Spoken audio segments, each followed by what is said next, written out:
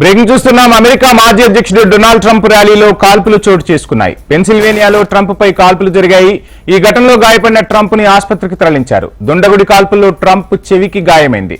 ఈ కాల్పుల్లో ర్యాలీకి హాజరైన ఓ వ్యక్తి మరణించినట్లుగా సమాచారం. కాల్పులు జరిపిన దుండగుడిని భద్రతా బలగాలు హతమార్చాయి.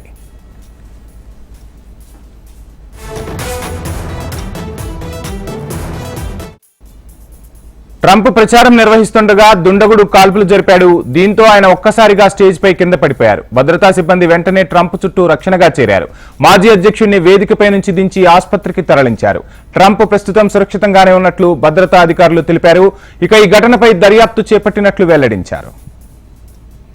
ట్రంప్ పై దాడిని అధ్యక్షుడు బైడెన్ తీవ్రంగా ఖండించారు. కాల్పుల ఘటనపై భద్రతా ఏజెన్సీల నుంచి వివరాలు అడిగి తెలుసుకున్నారు బైడెన్. అమెరికాలో హింసకు చోటు లేదని పేర్కొన్నారు.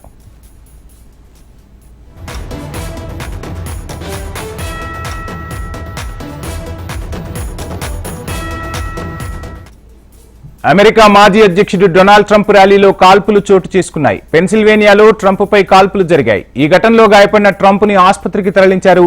దుండగుడి కాల్పుల్లో ట్రంప్ చెవికి గాయమైంది. ఈ కాల్పుల్లో ర్యాలీకి హాజరైన ఓ వ్యక్తి మరణించినట్లుగా తెలుస్తోంది. కాల్పులు జరిపిన దుండగుడిని భద్రతా బలగాలు హతమార్చాయి. ట్రంప్ ప్రచారం నిర్వహిస్తుండగా దుండగుడు కాల్పులు జరిపాడు. దీంతో ఆయన ఒక్కసారిగా స్టేజ్ పై కింద పడిపోయారు. భద్రతా సిబ్బంది వెంటనే ట్రంప్ చుట్టూ రక్షణగా నిలిచారు. మాజీ అధ్యక్షుడిని వేదికపై నుంచి దించి ఆసుపత్రికి హుటాహుటిన తరలించారు. ట్రంప్ ప్రస్తుతం సురక్షితంగానే ఉన్నట్లు భద్రతా అధికారులు తెలిపారు. ఇక ఈ ఘటనపై దర్యాప్తు చేపట్టినట్లు వెల్లడించారు.